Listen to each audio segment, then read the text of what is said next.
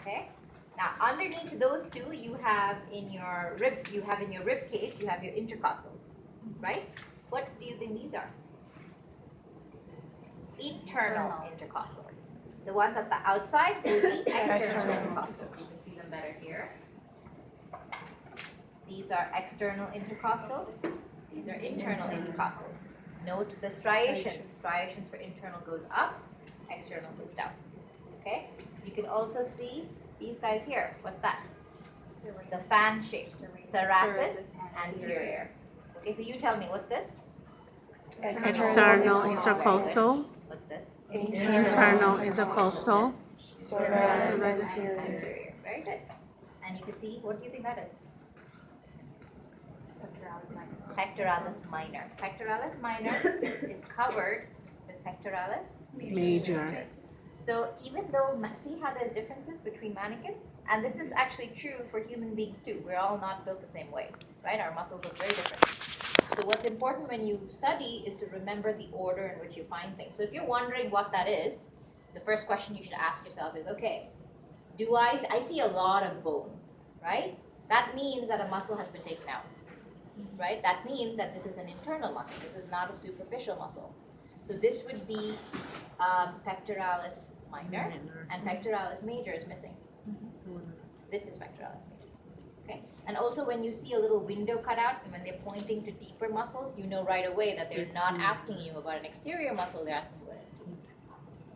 Okay, then what else? So let's go back here. So this is your spine of your scapula. So what's this?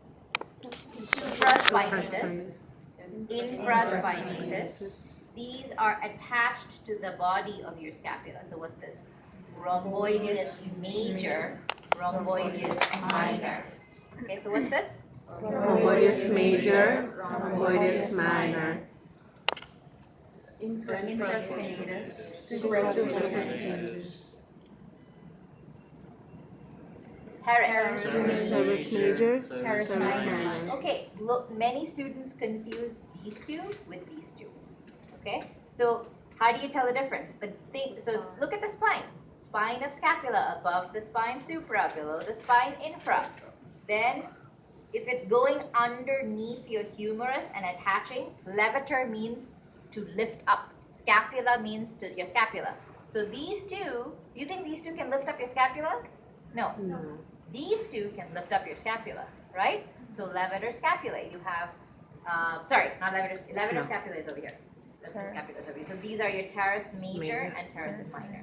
Levator scapulae is this right here. Okay? This allows you to lift your scapula up. Whereas these two are not going to allow you to lift your scapula up. This lifts your scapula up. Okay. And chest. What else in the chest?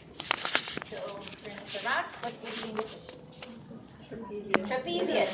Biggest trapezoid-shaped muscle in your back. Trapezius. What's this? Latissimus dorsi. So these are the most superficial, right?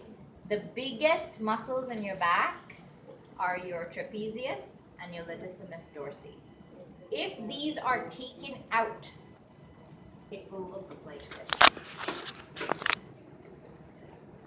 Yes, so this is superficial, this is deep. See the difference? So please, during your exams, be able to tell the difference. When you see a lot of bone, then you can tell right away that the superficial muscles have been removed. They're asking you about a deep muscle.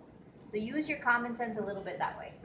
And then, what do you think this is? So the muscle that goes to the mastoid process. Splenius capitis. Capitis.